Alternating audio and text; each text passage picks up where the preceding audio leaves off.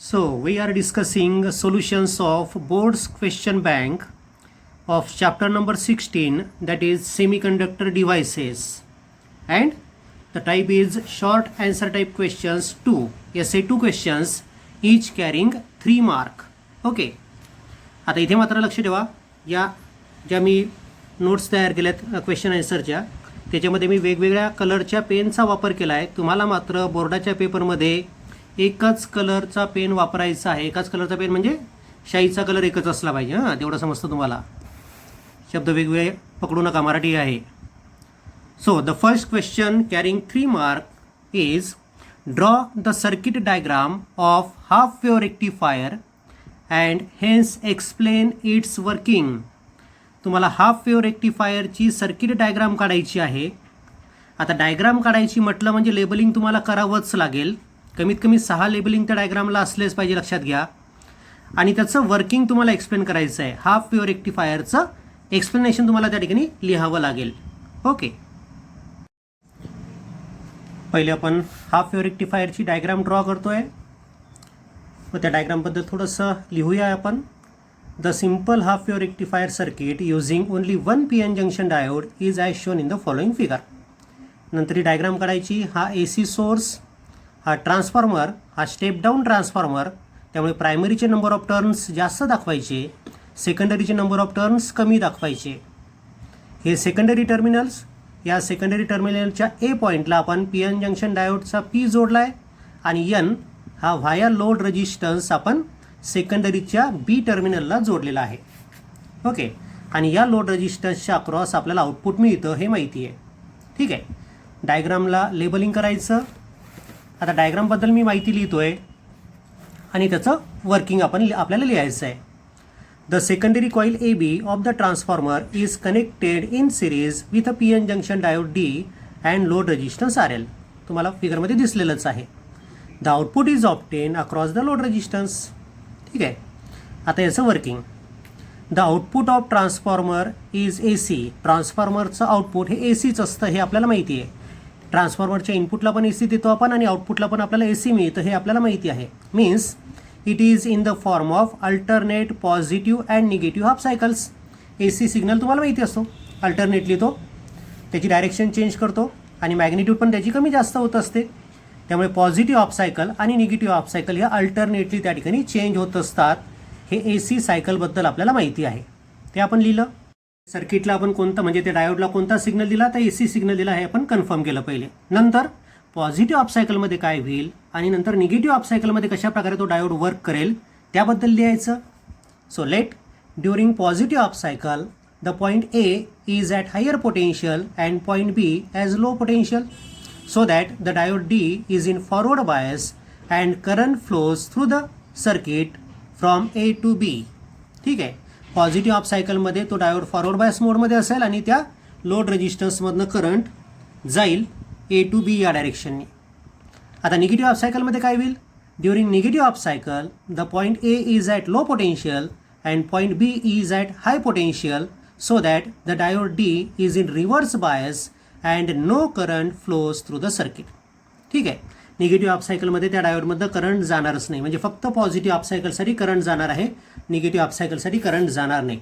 This shows that the diode conducts for only positive half cycle, it does not conduct for negative half cycle.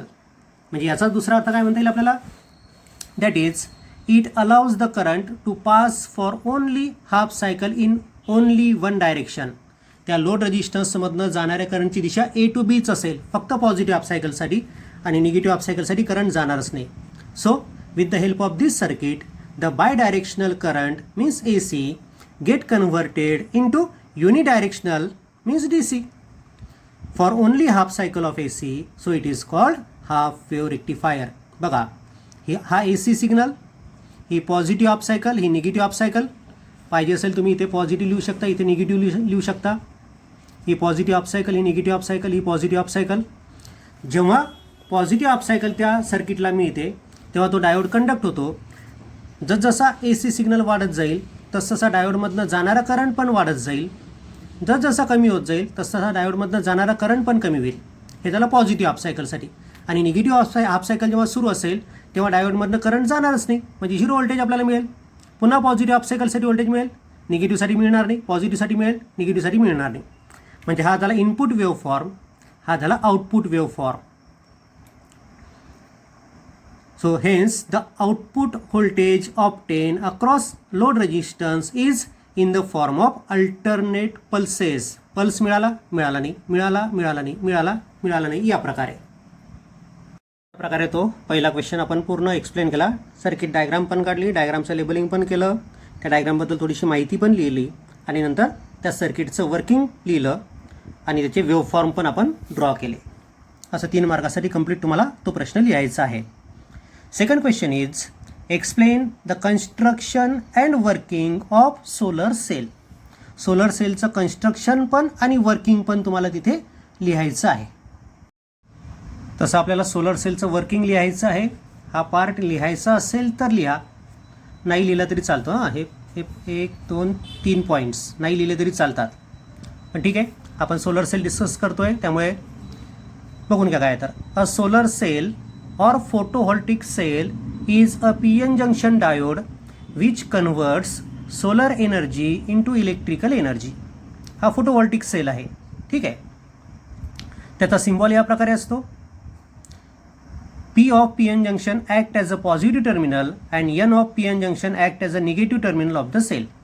या PN जंक्शनचा P म्हणजे P terminal हा असतो, तर या PN जंक्शनचा N हा निगेटिव्ह टर्मिनल म्हणून काम करतो, ठीक आहे. The schematic of photovoltaic or solar cell is as shown. आता इथून सुरू झालं तुमचं construction. It is made up of special photosensitive semiconductor having band gap between 1 electron volt to 1.8 electron volt. ही कंडिशन लक्षात ठेवा, ऑब्जेक्टिव्हमध्ये पण विचारतात की त्या ठिकाणी अशाच मटेरियलपासून हा सोलर सेल बनवतात की ज्याची बँड गॅप, ज्या सेमीकंडक्टिंग मटेरियलची बँड गॅप 1 इलेक्ट्रॉन व्होल्ट ते 1.8 इलेक्ट्रॉन व्होल्ट या दरम्यान असते. आता ही झाली त्याची कन्स्ट्रक्शनची डायग्राम, ठीक आहे. ही झाली अँटी रिफ्लेक्टिंग ग्लास लेअर, त्यानंतर ही झाली अँटी रिफ्लेक्टिंग कोटिंग. हा झाला वर एन टाईप, साईजनी छोटा असतो, एन टाईप थिन असतो, आणि हा आहे पी टाईप. आणि हा सेल आहे, सोलर सेल आहे, त्यामुळे याला सप्लाय द्यायचं काम नाही आहे, याच्यामधनंच आपल्याला करंट मिळणार आहे. म्हणून याच्या आउटपुटला म्हणजे याच्या टर्मिनल्सला याला फ्रंट कॉन्टॅक्ट असं म्हणतात, याला बॅक कॉन्टॅक्ट असं म्हटलं जातं. तर हा लोड रेजिस्टन्स लावला आहे की ज्याच्यामधनं करंट पास होईल. इथे तुम्ही लाईट पण लावू शकता, जी इलेक्ट्रिकल एनर्जी तुम्हाला वापरायची ते इन्स्ट्रुमेंट तुम्ही इथे वापरू शकता. पण जी एनर्जी मिळणार आहे त्या एनर्जीला रिलेटेड असं इन्स्ट्रुमेंट तुम्हाला वापरावं लागेल, कारण की एका सेलपासून एनर्जी कमी तयार होते. ओके, मग काय म्हटलं पहा, it is a P N junction in which P side is relatively thick and N side thin. P side is relatively thick, बघा ही किती जाड आहे relative to N side. The N side faces the radiation, म्हणजे radiation इकडनं पडणार आहेत, हे रेडिएशन्स पडतील या ठिकाणी आणि ते एन साइडवर पडणार आहेत. The N side faces the radiation. Both P and N sides are coated with conducting material. या एन साइडवर पण कंडक्टिंग मटेरियल कोटिंग केलेलं असतं, पी साइडवर पण कंडक्टिंग मटेरियलचं कोटिंग केलेलं असतं. The N side is coated with anti reflecting coating which, बघा इथे अँटी रिफ्लेक्टिंग कोटिंग आहे, which allows visible light to pass through N side up to the depletion layer. म्हणजे हा जो लाईट आपण टाकतोय हा लाईट कुठपर्यंत गेला पाहिजे, या डिप्लेशन लेअरपर्यंत, म्हणजे इथपर्यंत. ही डिप्लेशन लेअर, पी एन जंक्शनची डिप्लेशन लेअर ही ना, इथपर्यंत हा लाईट गेला पाहिजे, एवढी ती थिन एन टाईपची लेअर असते. Also this coating is use to reflect back infrared rays. हे कोटिंगचं स्पेशालिटी असते की हा इन्फ्रारेड रेला रिफ्लेक्ट करून टाकतो. The P terminal act as anode and N terminal act as cathode of the solar cell. P हा पॉझिटिव्ह म्हणून काम करतो आणि एन हा निगेटिव्ह म्हणून काम करतो या सोलर सेलचा. आता याचं वर्किंग कसं होतं, जर आपण या सोलर सेलवर लाईटच टाकला नाही तर, म्हणजे without light, when no light is allowed to incident on the solar cell there is no production of electric power.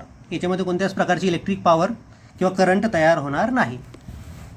Second point, with light, जर आपण लाईट टाकला तर काय होईल, when light of energy greater than band gap is allowed to incident on n side of the solar cell. n साईडवरच तुम्हाला light टाकायचं आहे, बरोबर आहे. पण कोणता लाईट टाकायचा आहे की ज्याची एनर्जी त्या बँड गॅपपेक्षा जास्त आहे. बँड गॅप किती पाहिजे? 1 इलेक्ट्रॉन होल टू 1.8 इलेक्ट्रॉन होलपेक्षा जास्त एनर्जी असणारा लाईट आपल्याला इन्सिडेंट करायचा एन साईडवर. It passes through it and reaches the depletion layer. तो त्या एन साईडमधनं घुसेल आतमध्ये आणि डिप्लेशन लेअरपर्यंत पोहोचेल. ठीक आहे. आता डिप्लेशन लेअरमध्ये काय होतं बघा. In depletion layer it produces electron hole pair which get separated due to intrinsic electric field of the depletion layer. आता एका साईडनी पी मटेरियल आहे, एका साईडनी एन मटेरियल आहे, त्यामुळे ते म्हणतात इंट्रेन्सिक इलेक्ट्रिक फील्ड असेल. ती इलेक्ट्रिक फील्ड आणि येणारी ही जी एनर्जी आहे या एनर्जीमुळे तिथे इलेक्ट्रॉन आणि होलची पेअर तयार होते. That is electron generated in the P region get shifted to N region and hole generated in the N region get shifted to P region. ही जी इलेक्ट्रॉन होलची पेअर तयार होते त्यातले इलेक्ट्रॉन जे तयार होतात ते पी रिजनमधले ते एन रिजनकडे शिफ्ट होतील आणि होल जे जनरेट होतात एन रिजनमध्ये ते पी रिजनकडे शिफ्ट होतील. The positive charge get accumulated on P region. सगळे होल पी रिजनमध्ये घुसले, सगळे इलेक्ट्रॉन एन रिजनमध्ये घुसले तर काय होणार आहे? The positive charges get accumulated in the P region and negative charges on the N region. P रिजनमध्ये पॉझिटिव्ह चार्जेस गोळा होतील, एन रिजनमध्ये निगेटिव्ह चार्जेस गोळा होतील.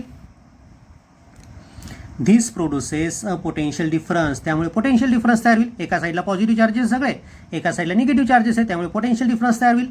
So when the solar cell is connected to the external resistance or circuit, these charges flows through the external circuit, means current flows through the external circuit and this solar cell work as a source of energy. Okay, हे झालं त्याचं working. Then the question number 3 is explain the working of LED means light emitting diode. तसा 3 मार्कासाठी हा प्रश्न छोटा झाला. ठीक आहे. आपण आता एल ई डीबद्दल काही पॉईंट्स पण लिहूया किंवा मी तुम्हाला सांगतो आहे ते नाही लिहिले तरी चालतात. फक्त तुम्हाला वर्किंग सांगायचं आहे. मी इथे कन्स्ट्रक्शन पण तुम्हाला सांगतो आहे, वर्किंग पण सांगतो आहे. A light emitting diode or L E D is a P N junction diode which emits light when forward current passes through it. म्हणजे हा डायोड तेव्हाच वर्क होतो जेव्हा तो फॉरवर्ड बायस मोडमध्ये असतो. Symbol of L E D, हा symbol आहे एल ई डीचा. It is always connected in forward bias only, हे पण लक्षात ठेवा. The schematic of L E D is as shown. हे झालं त्याचं कन्स्ट्रक्शन. कन्स्ट्रक्शनमध्ये पहा पी टाईप, एन टाईप, इथे वर मेटल कॉन्टॅक्ट्स आहेत की ज्या मेटल्स कॉन्टॅक्टला हा सप्लाय दिलेला आहे. म्हणजे फॉरवर्ड बायस मोडमध्येच तुम्हाला वापरायचं आहे. म्हणजे बॅटरीचं पॉझिटिव्ह पीला जोडल्या गेलं आहे, बॅटरीचं निगेटिव्ह एनला जोडल्या गेलं आहे. ठीक आहे. आता it is made up of special semiconducting material. Particular मटेरियलपासूनच हा बनवला जातो. आता इथे काय असतं पहा, the N region is heavily dope than P region. हा जो एन रिजन आहे याचं डोपिंग कॉन्सन्ट्रेशन जास्त असतं पी रिजनपेक्षा. The P N junction is encased in a dome shape transparent case so that light is emitted uniformly in all direction. तुम्ही L E D बघितलेलाच आहे कसा डोमच्या आकाराचा तो असतो. त्याच्यामुळे लाईट बाहेर पडला की तो लाईट सगळीकडे स्प्रेड होतो. डोमचा आकार त्याला दिलेला असल्यामुळे ट्रान्सपरंट केसमध्ये तो असतो. Metal electrodes attach to P N junction serves as contact for external connections. त्या एल ई डीला 2 टर्मिनल्स काढलेले असतात बाहेर, बरोबर आहेत. ते जे 2 टर्मिनल्स असतात ते एक्सटर्नल सर्किटमध्ये त्याला जोडण्यासाठी वापरलेले असतात. बघा त्यांनी फक्त प्रश्नामध्ये वर्किंगच विचारलं आहे आणि वर्किंगमध्ये फक्त 3 पॉईंट आणि एक डायग्राम आहे. पाहिजे असेल तर व्ही आय कॅरेक्टरिस्टिक तुम्हाला काढता येईल त्या वर्किंगमध्ये. ठीक आहे. वर्किंगबद्दल आपण लिहितो आहे. When the L E D is made forward bias electrons from the semi conductors conduction band combine with holes of valence band. ठीक आहे. म्हणजे येणारे इलेक्ट्रॉन जे आहेत ते कंडक्शन बँडमधून येणारे त्या होल्सशी कंबाईन होतील की होल जे व्हॅलन्स बँडमध्ये आहेत. During this process energy is release. म्हणजे जेव्हा तो इलेक्ट्रॉन त्या होल्सशी कंबाईन होईल तेव्हा एनर्जी रिलीज होईल in the form of light of particular frequency, that is light of particular wavelength or monochromatic light.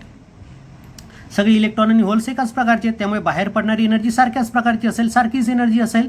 त्यामुळे बाहेर पडणाऱ्या त्या एनर्जीची वेवलेंथ आणि फ्रिक्वेन्सी सारखीच असेल आणि म्हणून मग बाहेर पडणारी जी एनर्जी किंवा फ्रिक्वेन्सी आहे ती लाईटच्या फॉर्ममध्ये बाहेर पडत आहे आणि म्हणून मग बाहेर पडणाऱ्या लाईटची फ्रिक्वेन्सी आणि वेवलेंथ सेम असेल, म्हणजे बाहेर पडणारा लाईट हा मोनोक्रोमॅटिक लाईट असेल.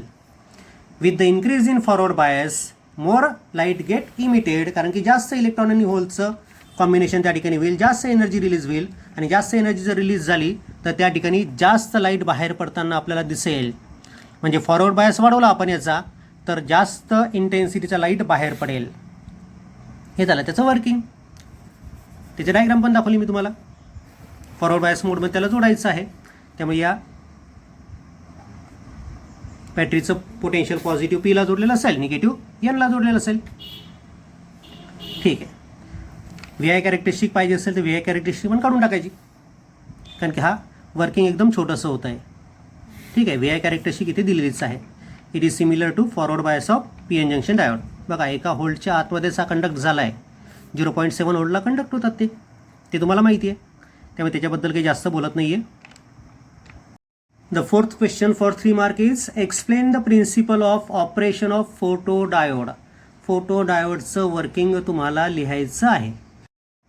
ठीक आहे. फोटो डायोडच्या वर्किंगमध्ये आपल्याला काय काय लिहायचं आहे त्याकडे लक्ष ठेवा.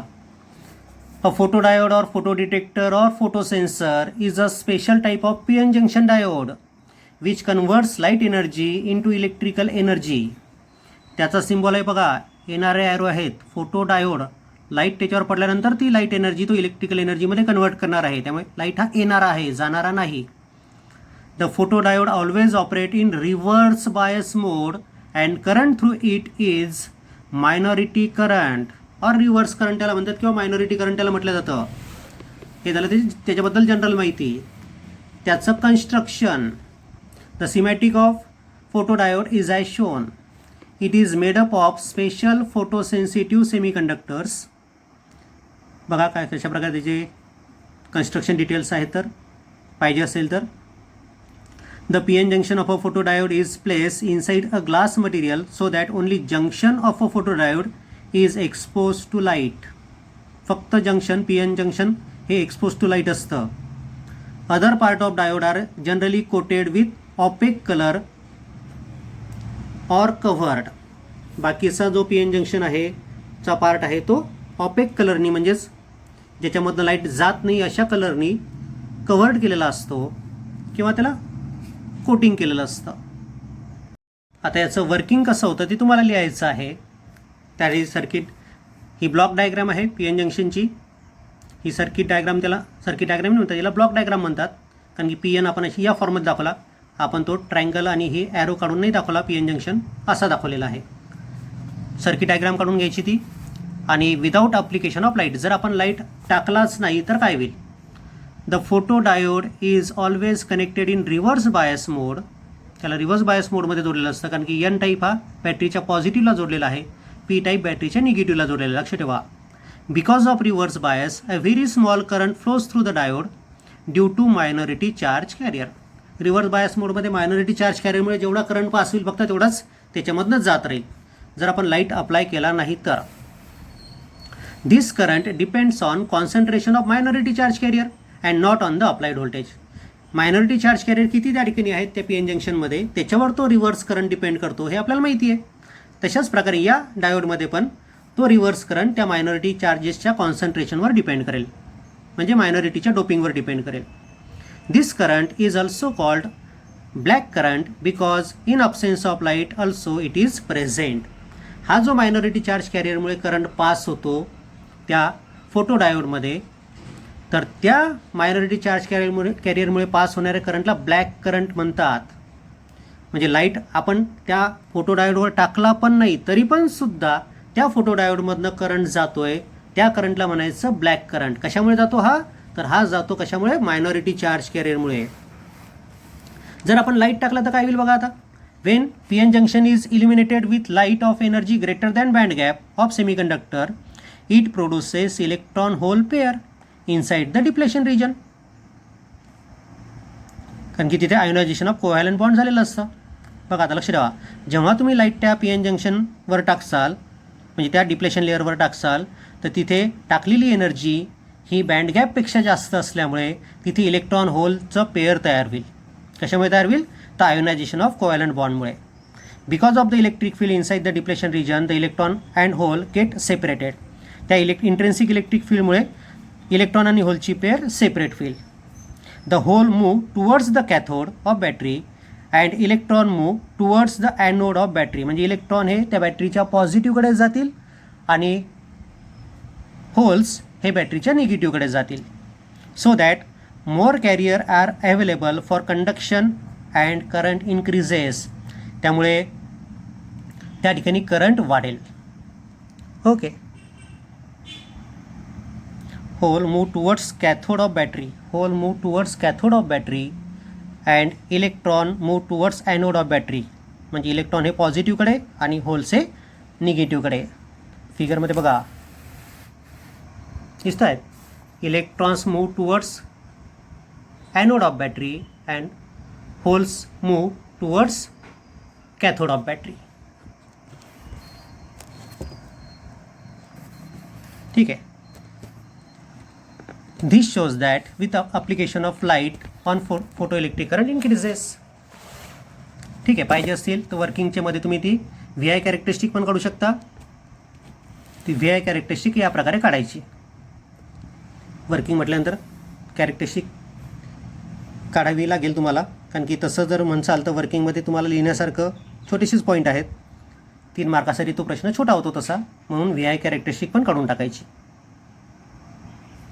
ठीक आहे. व्ही आय कॅरेक्टरिस्टिक बघून घ्या, ती तुम्हाला काढता येईल. पुस्तकामध्ये पण आहे, पुस्तकामधलीच मी पण काढलेली आहे. The 5th question is what is logic gate.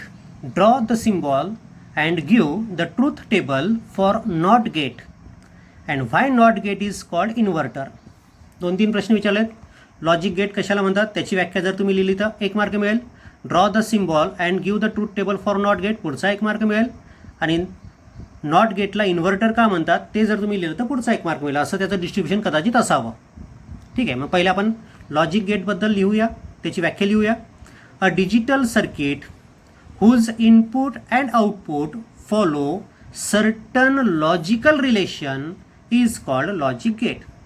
असं डिजिटल सर्किट की ज्याच्या इनपुटमध्ये आणि आउटपुटमध्ये काहीतरी लॉजिक रिलेशन असतं किंवा लॉजिकल रिलेशन असतं त्याला म्हणायचं लॉजिक गेट. ठीक आहे. नंतर आपण ट्रूथ टेबल आणि त्याचा सिम्बॉल काढूया नॉट गेटचा. नॉट गेटबद्दल सर पहिले इन्फॉर्मेशन लिहूया आपण. It is the most basic logic gate. It has only 1 input and only 1 output. एकच इनपुट असतं, एकच आउटपुट असतं. It produces output high when input is low. Output is high when input is low.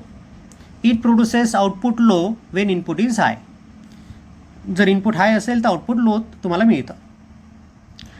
This gate produces negated version of input at its output. So it is called inverter. हा 1 मार्काचा point आहे बघा. This gate produces negated version of input at its output. So it is called inverter. पाहिजे असेल तर हा point separate खाली लिहून टाका, कारण की त्या परीक्षकाला व्हॅल्यू चेकिंग करणाऱ्याला जर लक्षात नाही आला मधातला पॉईंट तर हा पॉईंट सेपरेट लिहा खाली. आणि त्याचं बुलन एक्सप्रेशन असतं Y is equal to X bar. इनपुटला एक्स म्हटलेलं आहे, आउटपुटला वाय म्हटलेलं. तर वाय म्हणजे आउटपुट काय असतं तर इनपुटचं inversion. So Y is equal to X bar असं आउटपुटला मी दाखवलं, इनपुटला एक्स दाखवलेलं आहे. ट्रूथ टेबल आहे. इनपुट एकच असतं, आउटपुट एकच असतो, त्यामुळे इनपुटला एकच इनपुट एक्स दाखवलं आहे आणि आउटपुटला Y is equal to X bar दाखवलं आहे. जे इनपुट जर लो असेल तर आउटपुट हाय मिळतं. 0 असेल इनपुट तर आउटपुट 1 असेल. आणि इनपुट जर हाय असेल तर आउटपुट लो मिळतो. म्हणजे इनपुट जर 1 असेल तर आउटपुट 0 असेल. हे झालं सगळं नॉट गेटचा सिम्बॉल, त्याचा ट्रूथ टेबल आणि त्याला इन्व्हर्टर का म्हणायचं त्याची सगळी माहिती. यातला 6वा question, explain the working of PNP transistor. PNP ट्रान्झिस्टरचं वर्किंग आपल्याला एक्सप्लेन करायचं आहे. पुस्तकात मात्र NPN ट्रान्झिस्टर दिलं आहे. हां, पुस्तकात NPN ट्रान्झिस्टरचं वर्किंग दिलेलं आहे. आपल्याला क्वेश्चन बँकमध्ये मात्र त्यांनी विचारलं आहे PNP ट्रान्झिस्टरचं वर्किंग. PNP ट्रान्झिस्टरचं वर्किंग सांगण्यासाठी पहिले तुम्हाला सर्किट डायग्राम दाखवावी लागेल. त्या सर्किट डायग्राममध्ये तो PNP ट्रान्झिस्टर बायस करायचा आहे आपल्याला. बायस करताना काय कंडिशन लक्षात ठेवायची आहे बघा. Figure shows typical biasing circuit for PNP transistor with emitter base junction forward bias. नेहमी लक्षात ठेवा इमिटर बेस जंक्शन हे फॉरवर्ड बायस मोडमध्येच असलं पाहिजे and base collector junction reverse bias. बघा आता हा इमिटर, हा बी म्हणजे बेस, सी म्हणजे collector. Emitter base junction forward bias असलं पाहिजे. इमिटर कोणत्या टाईपचा आहे? पी. बेस कोणत्या टाईपचा? एन. म्हणजे इमिटर पी टाईपचा असल्यामुळे त्याला बॅटरीचं पॉझिटिव्ह जोडलं गेलं पाहिजे आणि बेस हा एन टाईपचा असल्यामुळे त्याला बॅटरीचा निगेटिव्ह जोडलेला असला पाहिजे. So this emitter base junction is forward bias with the help of this VBE battery. And base to collector junction is reverse bias. Collector is of P type, base is of N type. हा reverse bias असला पाहिजे. Collector P टाईपचा असल्यामुळे त्याला बॅटरीचं negative जोडलं गेलं पाहिजे आणि बेस हा एन टाईपचा असल्यामुळे त्याला बॅटरीचं पॉझिटिव्ह जोडलं गेलेलं पाहिजे. बघून घ्या व्यवस्थित बायसिंग. आता याचं वर्किंगमध्ये तुम्हाला काय काय लिहावं लागतं बघा. Wien emitter base junction is forward bias, emitter base junction जेव्हा फॉरवर्ड बायस असेल with the applied voltage greater than barrier potential. आता हे जे व्होल्टेज आहे हे या बॅरियर पोटेन्शियलपेक्षा जास्त पाहिजे. म्हणजे जर्मेनियमचा डायोड असेल तर 0.5 व्होल्टपेक्षा जास्त पाहिजे, सिलिकॉनचा असेल तर 0.7 व्होल्टपेक्षा हे व्होल्टेज जास्त पाहिजे.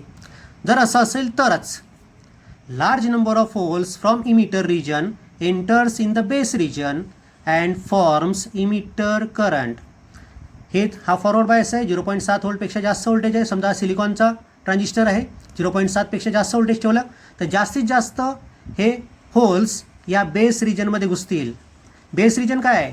एन टाईपचा आहे. तिथे इलेक्ट्रॉन्स आहेत पण त्या डोपिंगचं कॉन्सन्ट्रेशन कमी आहे. त्यामुळे या आलेल्या होल्सपैकी फक्त थोडेसे होल्स त्या इलेक्ट्रॉनशी कंबाईन होतील आणि बाकीचे राहिलेले होल्स हे समोर कलेक्टरमध्ये डिफ्यूज होतील. ओके, पाहू आता काय काय केलं आपल्याला. Enters in the base region and forms emitter current IE. हे जे होल्स या बेसमध्ये घुसले त्या होल्समुळे जो करंट तयार होईल त्याला म्हणायचं इमिटर करंट. समजा 100 होल्स गेले तर इमिटर करंट असेल 100 होल्समुळे. पुढे बघूया आपण. These holes enters in base combine with some electrons in that base contributing base current. मग आता समजा 5% त्याच्यातले बेसमध्ये कंबाईन होतात. म्हणजे 100 इलेक्ट्रॉन आले होते त्यातले 100 होल्स आले होते बेसमध्ये, त्यातले 5 होल्स या 5 इलेक्ट्रॉनशी कंबाईन झाले बेसमध्ये. म्हणजे 5 होल्समुळे करंट असेल बेसमधला. So base current is due to 5 holes. आता राहिलेले 95 होल्स हे समोर कलेक्टरमध्ये घुसतील. The holes injected from emitter into the base diffuses into the collector by the electric field of depletion layer of collector base junction. Collector base जंक्शनमध्ये जी electric field आहे त्या इलेक्ट्रिक फील्डमुळे त्या बेसमधले आलेले होल्स हे कलेक्टरमध्ये घुसतील. These holes contribute in collector current IC and it is 95%. म्हणजे जे 95 होल्स आपले शिल्लक राहिले होते ते 95 होल्स इथे कलेक्टरमध्ये येतील आणि या 95 होल्समुळे जो करंट असेल तो असेल कलेक्टर करंट. म्हणजे कलेक्टर करंट असेल 95%, बेस करंट असेल 5% आणि इमिटर करंट असेल 100%. So the relation between these current is IE is equal to IB plus IC. 100% is equal to 5% plus 95% झाले 100%. ओके. सो सेकंड पॉईंट यातला वर्किंगमधला. When emitter base junction is forward bias with applied voltage less than barrier potential. म्हणजे आपण समजा emitter आणि बेसमधलं voltage जे 0.7 volt ठेवायला पाहिजे होते त्याच्यापेक्षा जर कमी ठेवलं 0.2च ठेवलं तर तो PN जंक्शन फॉरवर्ड बायस मोडमध्ये राहील का? नाही. त्याच्यामुळे करंट त्याच्यामध्ये पास होईल का किंवा होल्स समोर बेसमध्ये घुसतील का? घुसणार नाहीत. So no hole from emitter enters the base and no current flows through the transistor. म्हणजे तुम्ही जर हे व्होल्टेज त्या बँड गॅपपेक्षा जरी किंवा बॅरियर पोटेन्शियलपेक्षा जर कमी ठेवलं तर याच्यामधनं हे होल्स बेसमध्ये जाणारच नाही आणि कोणताच करंट तुम्हाला त्या ट्रान्झिस्टरमध्ये दिसणार नाही. Okay. The seventh question is draw circuit symbols of NPN and PNP transistor. म्हणजे NPN आणि PNP ट्रान्झिस्टरची सिम्बॉल आपल्याला काढायची आहेत. What is difference in emitter, base and collector region of transistor? तर इमिटर, बेस आणि कलेक्टर या 3 रिजनमध्ये काय फरक असतो ट्रान्झिस्टरच्या त्याच्याबद्दल आपल्याला लिहायचं आहे. क्वेश्चन एकदम छोटासा झाला आहे. 3 मार्क मात्र या प्रश्नाच्या हिशोबाने खूप जास्त झाले आहेत. तुम्हाला सिम्बॉल काढायचे सर्किट सिम्बॉल NPN आणि PNP ट्रान्झिस्टरचा. बघा NPN ट्रान्झिस्टरसाठी NPN बेस टू इमिटर जर पी एन आहे तर करंट पी टू एन जाणार आहे, म्हणून ॲरो एनच्या दिशेने. हा झाला एन पी एन ट्रान्झिस्टरचा symbol, collector base emitter. P N P ट्रान्झिस्टरचा symbol P N P. Emitter आहे पी टाईपचा, बेस आहे एन टाईपचा. करंट हा पी टू एनच जात असतो, त्यामुळे ॲरो हा बेसकडे असेल. कोणत्या याच्यामध्ये? पी एन पीमध्ये. आणि एन पी एनमध्ये इमिटरकडे ॲरो असेल. हे दोन्ही लक्षात ठेवा. पुस्तकामध्ये ह्या फिगर उलट्या आहेत, त्यामुळे पुस्तकामधल्या फिगर ज्यांनी कोणी पुस्तकामधनं अभ्यास केला असेल त्यांनी हे करेक्शन करून घ्यायचं आहे पुस्तकामध्ये, नाहीतर तुमचा हा 1 मार्क किंवा 1.5 मार्क जाईल दोन्ही फिगरचा, कारण की ह्या दोन्ही फिगर पुस्तकामध्ये चुकल्या आहेत. त्यानंतर त्यातला सेकंड पार्ट त्यांनी विचारला आहे, what is the difference in emitter base and collector region of transistor. तर emitter this is moderate in size, इमिटरची साईज मॉडरेट असते. अँड हायली डोप, याचं डोपिंग कॉन्सन्ट्रेशन जास्त असतं, मग ते पी टाईपचं असेल किंवा एन टाईपचं असेल. Base this is small in size, बेसची साईज छोटी असते. It is sandwich between collector and emitter and it is very lightly dope, याचं डोपिंग कॉन्सन्ट्रेशन एकदम कमी असतं. Collector this is large in size compare to base and emitter but moderately dope, याचं doping concentration मात्र moderate असतं.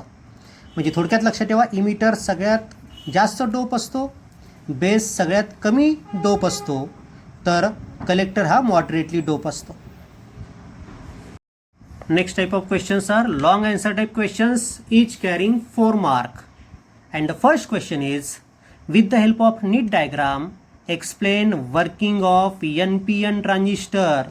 जसं आपण PNP ट्रान्झिस्टरचं वर्किंग 3 मार्कासाठी बघितलं, सेम त्याच प्रकारे NPN ट्रान्झिस्टरचं वर्किंग बघायचं आहे, की जे आपल्याला पुस्तकामध्ये दिलं आहे. त्याला मात्र त्यांनी 4 मार्काचं वेटेज दिलं आहे आणि 3 मार्काचा प्रश्न कोणता तयार केला? PNP ट्रान्झिस्टरसाठी, की जो त्यांनी पुस्तकात दिला नाही. तुम्ही सेम याच प्रकारे वर्किंग असेल असं फक्त पुस्तकात एक वाक्य त्यांनी टाकलेलं आहे. NPN ट्रान्झिस्टरचं वर्किंग, पहिले सर्किट डायग्राम आपल्याला तयार करावी लागेल, नंतर त्याचं वर्किंग आपल्याला बघायचं आहे. Figure shows typical biasing circuit for NPN transistor in which emitter base junction is kept forward bias and base emitter junction is kept reverse bias. Same त्याच प्रकारे PNP सारखंच. आता emitter base junction forward bias, emitter आहे N टाईपचा, base आहे P टाईपचा, त्यामुळे या बेसला बॅटरीचं पॉझिटिव्ह जोडला जाईल आणि इमिटरला बॅटरीचं निगेटिव्ह जोडला जाईल. And base collector junction reverse bias, base collector junction, base आहे पी टाईपचा, कलेक्टर आहे एन टाईपचा, त्यामुळे याला रिव्हर्स बायस ठेवायचं आहे. त्यामुळे बेसला बॅटरीचा निगेटिव्ह लागेल आणि कलेक्टरला बॅटरीचा पॉझिटिव्ह लागेल. ही झाली त्याचं बायसिंग. त्यानंतर पुढे काय म्हटलं पहा, त्याचं वर्किंग सांगायचं आपल्याला. वर्किंगमधला पहिला पॉईंट, हा वर्किंगमधला पहिला point. If the base emitter junction is made forward bias and applied voltage greater than barrier potential, greater than barrier पोटेन्शियलकडे लक्ष ठेवा, then large number of electrons from emitter region enters in the base region and forms the emitter current IE. आता forward bias झालंय, त्यामुळे या ठिकाणी majority charge carry electrons आहेत की ते घुसतील बेसमध्ये, म्हणजे 100 इलेक्ट्रॉन समजा बेसमध्ये घुसले. कशामुळे? या फॉरवर्ड बायसमुळे. आणि तो जो करंट असेल 100 इलेक्ट्रॉनमुळे असणारा, तो असेल emitter current. Some of these electrons combine with the holes in the base contributing base current. म्हणजे 5% त्या इलेक्ट्रॉनपैकी बेसमधल्या होलशी कंबाईन होतात. म्हणजे 100 इलेक्ट्रॉनपैकी 5 इलेक्ट्रॉन या होलशी कंबाईन होतील. राहिले 95 इलेक्ट्रॉन्स, की जे 95 इलेक्ट्रॉन्स कलेक्टरमध्ये घुसतील. का बरं घुसतील कलेक्टरमध्ये? तर ही जी डिप्लेशन लेअर आहे त्याच्यामध्ये जी इलेक्ट्रिक फील्ड आहे त्याच्यामुळे ते त्या कलेक्टरमध्ये घुसतील. किती? 95 electron. 95 electrons will move to the collector.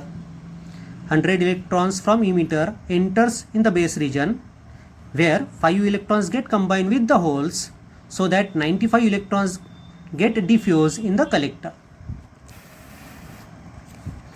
The electrons injected from the emitter into the base diffuses into the collector base depletion region. These electrons are pushed into the collector by the electric field at the depletion region. These electrons contribute in collector current IC. तो असेल 95%. Okay. वर्किंगची diagram पुन्हा काढायची असेल तर काढू शकता तुम्ही, या प्रकारे काढा. इफ VB म्हणजेच base to emitter voltage is greater than barrier potential, that is VB is greater than 0.7 volt for silicon transistor then IB, IC and IE flows as shown. तर त्यांचे करंटची डायरेक्शन तिथे तुम्हाला दाखवलेली आहे. From the working shown in the figure 2 we can write IE is equal to IB plus IC. इमिटरमधला current 100 इलेक्ट्रॉनमुळे आहे, बेसमधला करंट 5 इलेक्ट्रॉनमुळे आहे, तर कलेक्टरमधला करंट 95 इलेक्ट्रॉनमुळे. So 100 is equal to 5 plus 95. So the equation for the working is IE is equal to IB plus IC. त्यातला second point आता की जर कमी व्होल्टेज असेल तर बॅरियर पोटेन्शियलपेक्षा, if VBE is less than barrier potential then no electron from emitter region can cross in the base region and no current flows in the circuit as shown. हे जर लेस than 0.5 किंवा 0.3 volt असेल, जर्मिनियमचं असेल 0.3, सिलिकॉनचं असेल 0.5 volt, त्याच्यापेक्षा जर कमी voltage असेल इथलं, तर या ठिकाणी हे इलेक्ट्रॉन बेसमध्ये घुसणारच नाही आणि कोणताच करंट तुम्हाला या सर्किटमध्ये दिसणार नाही. ठीक आहे, ती डायग्राम पण काढायची. हे झालं त्याचं वर्किंग कोणाचं, NPN ट्रान्झिस्टरचं. Second question for 4 mark is with the help of neat circuit diagram explain transistor as an amplifier. हा मात्र थोडासा टिपिकल क्वेश्चन आहे. हां, so amplifier is a device or circuit used for increasing the amplitude of alternating signal, it may be voltage or it may be current or it may be power, is called an amplifier. असं circuit की ज्याच्या साहाय्याने आपल्याला त्या सिग्नलची strength वाढवता येते, अशा सर्किटला आपण ॲम्प्लिफायर असं म्हणतो.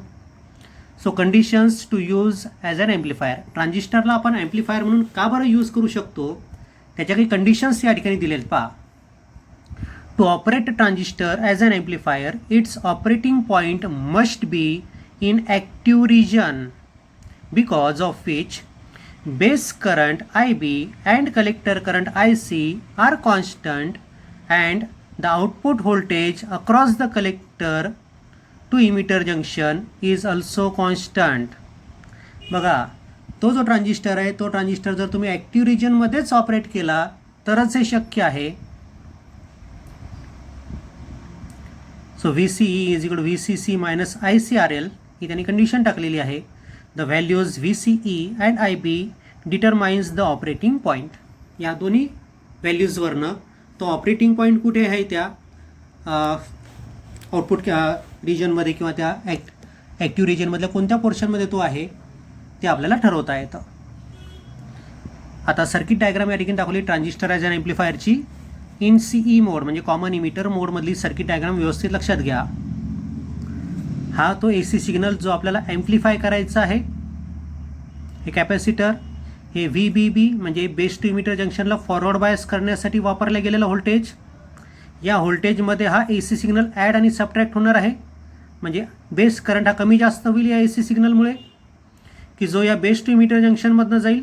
फॉरवर्ड बायस मोडमध्ये असल्यामुळे या डायरेक्शनने बेस टू इमिटर जंक्शनमधनं जाईल. या ठिकाणी या बेस टू इमिटर जंक्शनला फॉरवर्ड बायस मोडचं रजिस्टन्स असतं, त्याला इनपुट डायनॅमिक रेजिस्टन्स म्हणतात. ते आहे समजा RI. इनपुट डायनॅमिक रेजिस्टन्स या करंट्सला मिळेल या ट्रान्झिस्टरमध्ये. त्यानंतर आउटपुटला कलेक्टर टू इमिटर हे जे जंक्शन आहे ते तुम्हाला रिव्हर्स बायस मोडमध्ये ठेवायचं आहे, म्हणून कलेक्टरला बॅटरीचं पॉझिटिव्ह जोडलं, इमिटरला बॅटरीचं निगेटिव्ह जोडलं. हा लोड रेजिस्टन्स, बॅटरीमधनं जो करंट पास होईल तो या प्रकारे, आणि हे झालं आउटपुटचं लूप. हे इनपुटचं लूप, हा पोर्शन म्हणजे इनपुटचा लूप आणि हे आउटपुटचं लूप. दोन्ही क्लॉकवाईज डायरेक्शनीच मी घेतले आहेत. त्यामुळे इथे आपल्याला क्रिचॉफ्स व्होल्टेज लॉ अप्लाय करायचं असल्यामुळे दोन्ही लूपकडे लक्ष ठेवा. क्रिचॉफ्स व्होल्टेज लॉ सगळ्यांना माहिती आहे, तो आपल्याला अप्लाय करायचा आहे आता या फिगरसाठी पण, म्हणून ते लागेल आपल्याला. आणि हे आउटपुटचा व्होल्टेज जे आपल्याला मिळणार आहे ॲम्प्लिफाईड व्होल्टेज. ठीक आहे. डायग्रामबद्दल explanation. By connecting a source of sinusoidal signal in series with the DC source VBB, the AC signal is superimpose on the base current. तो AC सिग्नल आपल्याला बेस करंटवर सुपरइम्पोज करता आला या प्रकारे कनेक्शन केल्यामुळे. The base current IB has sinusoidal variations. As a result collector current also have sinusoidal variations superimpose on collector current IC. जो collector current IC होता त्याच्यामध्ये पण व्हेरिएशन होईल, कारण की बेसमधला करंट बदलतो आहे, त्यामुळे कलेक्टरमधला करंट पण बदलेल आणि त्या कलेक्टर करंटवर पण AC हा सुपरइम्पोज झालेला असेल. The output is taken across the collector and ground V O. ठीक आहे, आउटपुट आपल्याला तिकडे घ्यायचं आहे, ते तुम्हाला आउटपुट दाखवलेलंच आहे. The capacitor is use to block the DC component. कॅपॅसिटरचा वापर आपण करतो आहे DCला ब्लॉक करण्यासाठी, हे आपल्याला माहितीच आहे. हा ऑब्जेक्टिव्ह म्हणून पण विचारतो बरोबर तो point.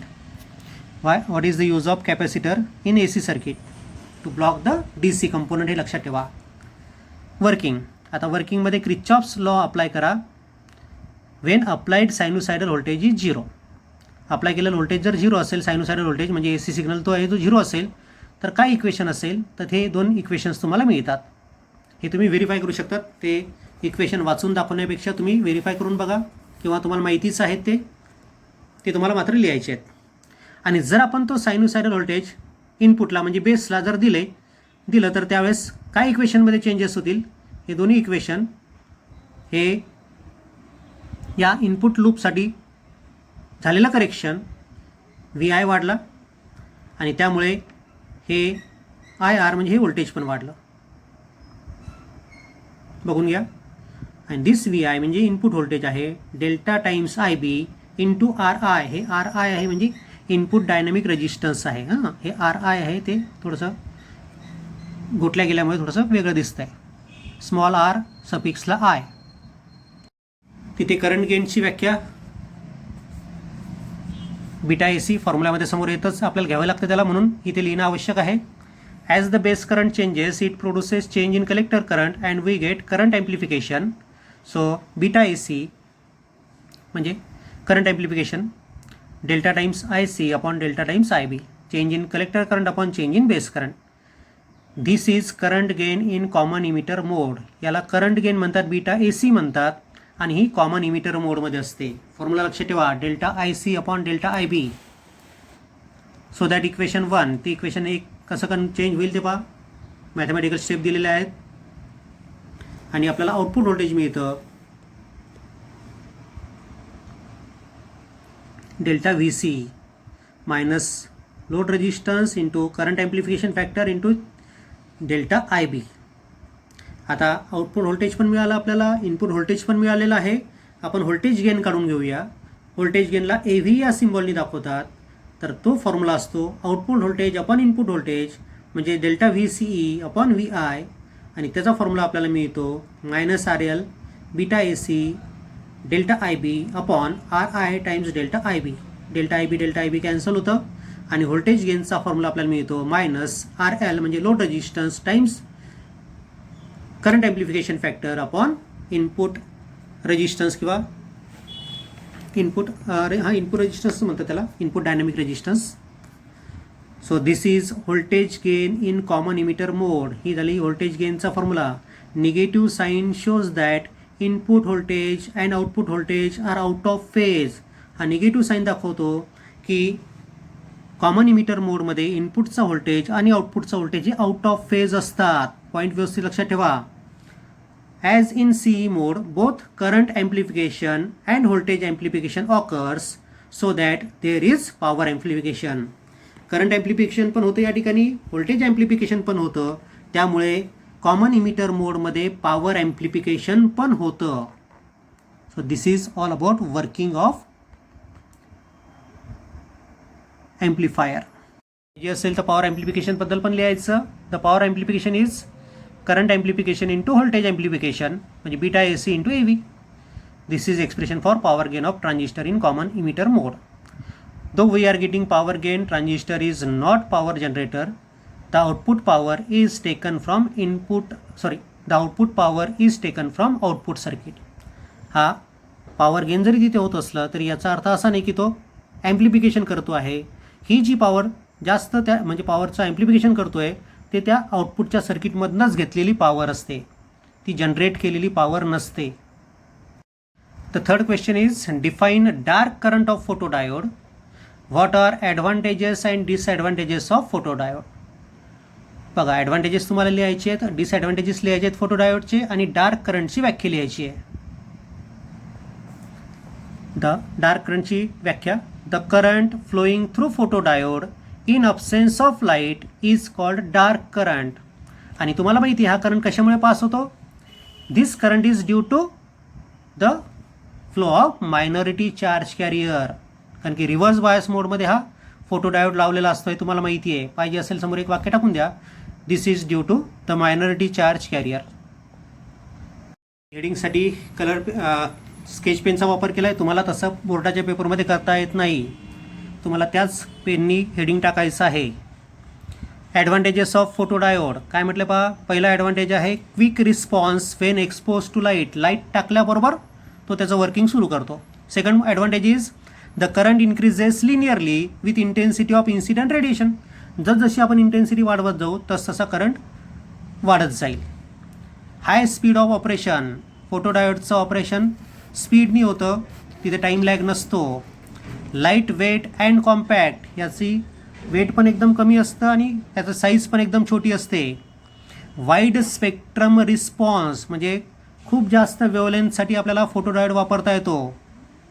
The photodiode made up of silicon responds to radiation of wavelength from 190 nanometer म्हणजे अल्ट्राव्हायोलेट रिजनमधनं टू 1100 नॅनोमीटर इन्फ्रारेड रिजनपर्यंत. या एवढ्या स्पेक्ट्रमसाठी त्या सिलिकॉन फोटोडायोडचा आपल्याला वापर करता येतो. It is having relatively low cost आणि हा स्वस्त असतो. हे झाले सगळे त्याचे ॲडव्हान्टेजेस, एवढे तुम्हाला लिहायचे आहेत. डिसॲडव्हान्टेजेस मात्र दोनच आहेत. Its properties are temperature dependent. टेम्परेचरनुसार याच्या प्रॉपर्टी बदलतात, हा पहिला डिसॲडव्हान्टेज त्याचा. आणि low reverse current for low illumination. आणि जर त्याचं इल्युमिनेशन कमी झालं म्हणजे त्याच्यावर जर कमी लाईट पडला तर तुम्हाला करंट पण कमीच मिळतो. ठीक आहे, हा त्याचा दुसरा डिसॲडव्हान्टेज आहे. हे दोन डिसॲडव्हान्टेजेस आणि 4 ॲडव्हान्टेजेस लिहा आणि डार्क करंटची व्याख्या, असा 3 मार्कासाठी हा प्रश्न तुम्हाला लिहिता येईल. And the last question is of 4 mark. Draw the circuit diagram to study the characteristics of transistor in common emitter mode. Common emitter मोडमध्ये कॅरेक्टरिस्टिक्स त्याच्या स्टडी करण्याची जी सर्किट डायग्राम आहे ती डायग्राम तुम्हाला काढायची आहे. डायग्राम काढा म्हटलं म्हणजे लेबलिंग तुम्हाला करावं लागेल, लक्षात घ्या. Draw the input and output characteristics. त्याचे इनपुट आणि आउटपुट कॅरेक्टरिस्टिक्सचे पण ग्राफ तुम्हाला काढायचे आहेत. ही सर्किट डायग्राम तुम्हाला काढायची आहे. त्याचं लेबलिंग तुम्हाला करायचं आहे. इथे मी सूचना पण लिहून ठेवली आहे, एकाच कलरच्या पेनचा वापर करा म्हणून, म्हणजे शाई सगळी एकच कलरची असली पाहिजेत. पहिली फिगर मी ब्ल्यू कलरनी काढली, दुसरी फिगर मी ब्लॅक कलरनी काढली आहे. तसं तुम्ही करू नका, एकाच कलरचा वापर करा. इनपुट कॅरेक्टरिस्टिकची डायग्राम ही कॉमन इमिटर मोडमध्ये आणि आउटपुट कॅरेक्टरिस्टिकची पण डायग्राम त्या ठिकाणी आहे, ती आपण बघतोय. ही फक्त डायग्राम काढा, बाकीचं काही लिहायचं नाही आहे. आणि डायग्रामला हेडिंग देसाल आउटपुट कॅरेक्टरिस्टिक्स. ओके.